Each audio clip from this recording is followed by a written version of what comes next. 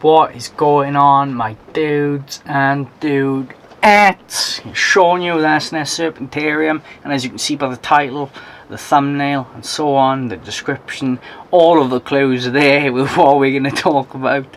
It is actually my problem with wild caught snakes. So let's just get straight into it.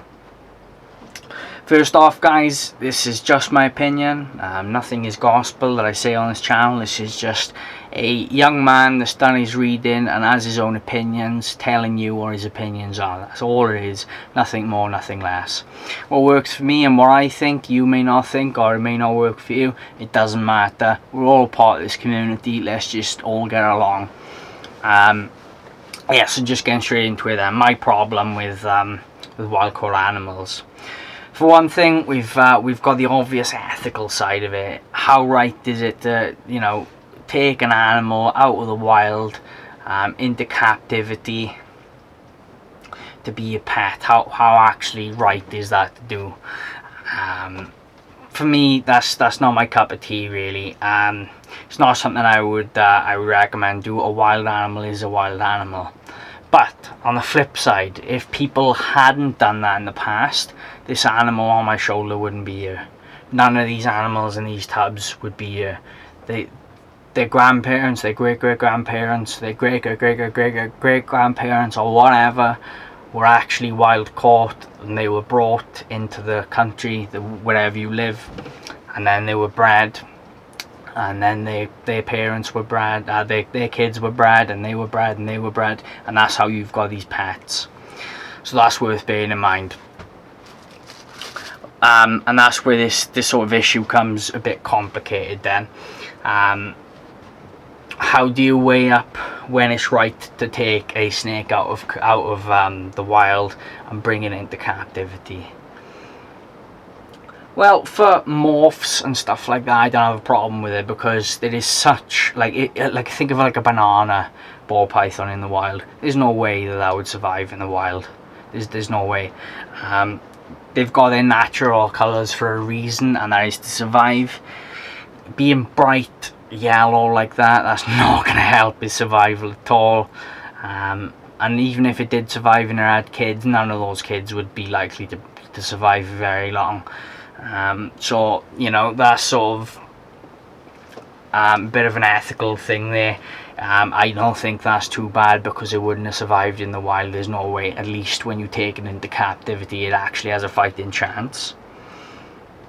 Another thing to bear in mind then with that is obviously you've got species then that are rare in the wild, and you get a lot of people then taking them out of the wild to reproduce them in captivity, and then re-release those babies. Now, you know, you've got to think, each to their own, really, right? But is that actually right? I mean, I think it's right. I think it's brilliant.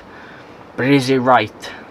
Do you know what I mean? And I don't know the answer to that question. I think it's a good idea personally, but I don't know if it's truly ethically right or not. Such a rare species being taken out of the wild to be bred and reproduced, rather than actually just helping it while it's in the wild and restoring its habitat. That's the personal, I think, is the best route. But I don't know what works best. It probably is being taken out of the wild and bred.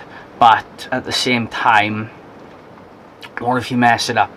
What if that snake, or hundreds of snakes, end up dying when you take them into captivity because they don't adjust well?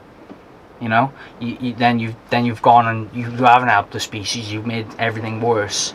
So there's, you know, but there's no way of knowing that either until you've actually gone and done it. And by that point, it could be too late then. Another thing as well to bear in mind with wild caught animals is not only an ethical point of view, but they can actually come with huge parasite burdens. Huge. Really big problems with parasite burdens. A friend of mine has a lot of wild caught animals. You know who you are if you're watching. And he's had a lot of them die. A lot of them have just dropped dead. You know, I can't comment on you know, whether he did something wrong or not. I don't think he did. He's quite an intelligent lad. He seems to know what he's doing. He cares a lot about his animals, you know. But then,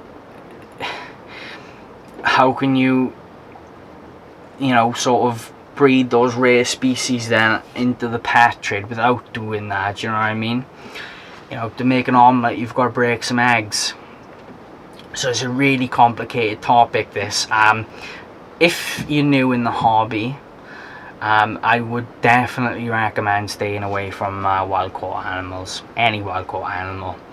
It's not right, for one thing, especially, you know, if they're in large enough numbers where they can easily be bred in captivity, such as, you know, royals and corn snakes. That really isn't my cup of tea unless it is a morph, because obviously then it won't survive, so it doesn't matter.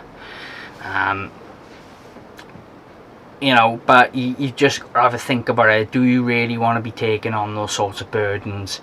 That snake could be in any sort of state. It could be dehydrated, could really be close to death without you even being able to tell looking at it. It could have any number of problems, or it could be completely healthy and just not adjust to captivity, never take throws and fraud, and then just end up dying. You know, it's just, you don't have a crystal ball. There's no way to know. So definitely, as a beginner, I would just completely avoid them where you can. There's no need to do it. It's not easy for yourself, and it's not easy on the animal. The main reason where I would advocate buying a wild caught animal would be to breed them in captivity, so no more animals have to be taken out of the wild, like what my friend is doing. I think that's a really good idea, because then you're actually helping stopping that happening from the future. Obviously, you know, people are going to have the thing of, oh, well, if he didn't buy it in the first place, then more wouldn't have been taken out. Well, it doesn't work like that, because someone would have come along and bought it, and if they didn't breed that animal, then they're going to carry on taking them out of the wild until someone does come along and breed them. So, you know, there's a lot of stances to take, really, with it. Captive bred is always better. They're always going to be more tame than their wild caught counterparts, no matter what species it is. They're always going to be healthier, even if you get it from a bad breeder. These you know, these wild caught animals, a lot of times they do just die. You see a lot with like emerald tree boas and stuff like that.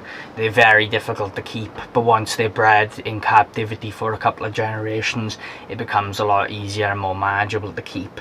And you know, every snake is as a general rule of thumb, that seems to be the case. The more it's been bred in captivity, the easier it is to keep them as pets.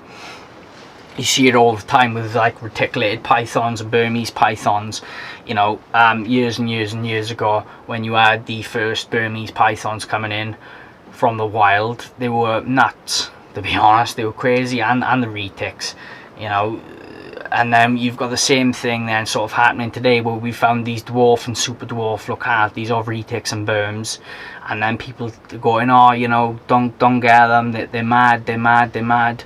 But years and years ago, that would have been the same as the Burms and the retics. Once we get breeding them in captivity and get good breeding projects on the go, and get, you know, 5, 10, 15 generations down the line of being wild caught removed, then we're just going to get tamer and tamer ones, and we can breed them then, we can line breed them to be nice and small and manageable and easy for the average keeper to keep over the giant counterparts.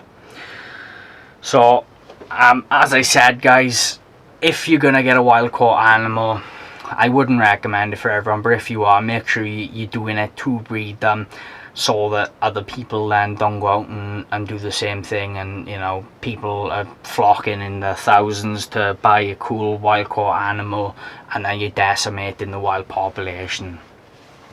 So I hope, as always, you've learned something new here, guys. I hope you've enjoyed the video.